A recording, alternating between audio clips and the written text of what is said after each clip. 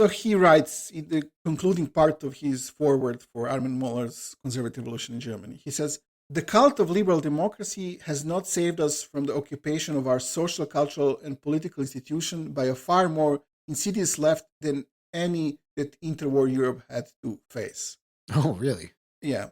And then he says, "Nor have capitalists proved to be a force of resistance. Providing that corporate executives and their stockholders can profit, our leaders of industry and finance have rushed toward every cause that the cultural left promotes, including the human right of lecherous old men who have declared themselves to be transgendered to have free access to girls' showers." They're always obsessed with the bathrooms. These people fucking live in Revenge of the Nerds or some shit. Yeah. Like, I want to see a naked woman by looking into a shower. I don't have the internet. I can't look at porn. I'm like, what the fuck? Yes. This is literally what he wants to conclude his text with, is this. But sorry, isn't he a fucking libertarian? Well, this is the thing.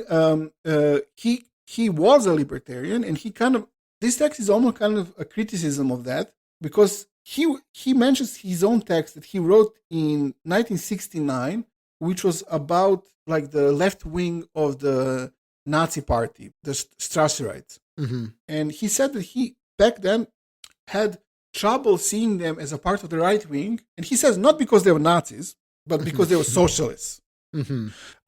This was what was troubling to him as someone coming from this kind of libertarian background. But I think now he sees the error of his ways, and he understands that like some kind of a form of socialism is okay for right-wingers. And then this is his explanation, what I read. Why?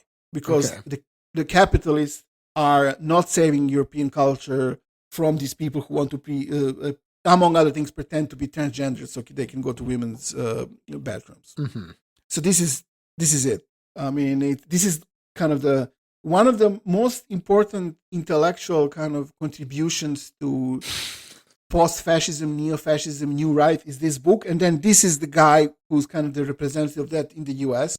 And this is what he concludes his text with. Great. Pretty great. Yeah, these guys are really, geniuses of our time. Also, the left is more insidious now than it was in the interwar period when like there were, street battles. Charlottesville had an impressive mobilization, but I mean, come on, anti-fascists in Europe and fascists were like killing each other and the fucking on a regular basis. They had armed militias and shit. No, but this is I think this idea comes out of their like very wrong reading of Gramsci and also like Frankfurt School and everything. This thing that you mentioned. They've influenced the culture, and we can't go against that because now Bud Light has fucking Pride Week or whatever. Yeah, but this is not communism, no. Right? No. But they think it is. They're pretty stupid. There will be no cores in communism. We've established this already when we talked about this.